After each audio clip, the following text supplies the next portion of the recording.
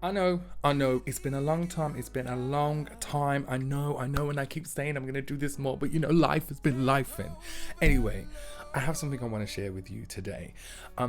Last week I was out with some friends and it was someone's birthday and it was a really good time. And you start speaking to people and God will just start moving and you'll end up sharing something that you weren't planning to share. Well, this happened to me last week and it was such a testimony, even for me, because I had actually forgotten that this had happened. Or was it, I don't know if it was that I'd forgotten, but I think more I just hadn't had the revelation about just how huge this was. So let me take you back. In 2012, London hosted the Olympic Games. I don't know if you remember that. Great ceremony, big pomp and everything else. It was wonderful. Really successful games. I love athletics. Well, anyway, I was in a pub with a few friends. Yes, I was in a pub, a Christian in a pub. Oh my gosh. With a few friends. And as I was watching the opening ceremony, there was just this heart. I just had this, my heart just started to open. And I was like, wow, God, look at this big spectacle. I would love to do that for you. I actually said I would love to do that, and the Lord, I believe, spoke to me and said, but for me. And I was like, that would be great. But I'll be honest with you, at the time I couldn't figure out how that would even be possible. Like, how would a huge event like the Olympics, how would I be able to give God glory in the way that they were glorifying this Olympic Games? I had no idea. Well, cut to 2023, this year, I was selected by, I don't know how, but I was selected to perform the national anthem, the English national anthem at Wembley Stadium. Not once, not twice, but 3 times. Now, I hear you saying, well, how is that glorifying God?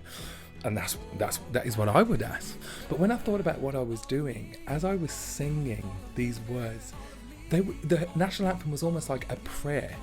God save our gracious King.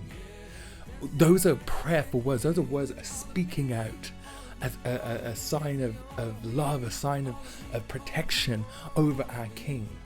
And it just really touched me, because I was like, you know what? I sing for a living, that's what I do, but I know I'm not the best. I wasn't the best that they could get that day. I wasn't the person that could have been selected. But sometimes just a whisper from God, or a whisper to God, will have him move heaven and earth and make it so that no one else could have sang that day. And I was up there, I was singing God's praise over 80,000 people in the arena, all the people watching from all over the world. And it just dawned on me last week when I was telling my friend about this. I was like, wow, God, you really did hear me back then. I'd only been saved a year. I was all over the place, but God had a plan. Now, it may not have looked the way that I wanted it to or thought it would be, that I'd be in some big ceremony that was all about Jesus. And as much as, those things can happen. But I was at a big ceremony and I was singing from my heart to God to bless our nation, to bless our King. So I just wanted to come and share that, because it's still fresh on me, and that's 2012 was 11 years ago, and God has been so faithful.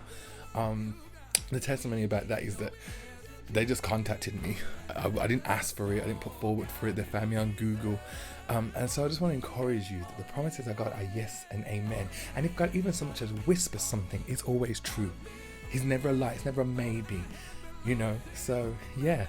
I just want to give God praise for that, and just encourage you on your journey, wherever you're at with God, whether you know Him or you're not quite there yet. God is real. God made you. Every single person on this planet God made. So wherever you're at, listen for Him. He's speaking. And then have a blessed day, a blessed week. And I'm still excited about this. God bless.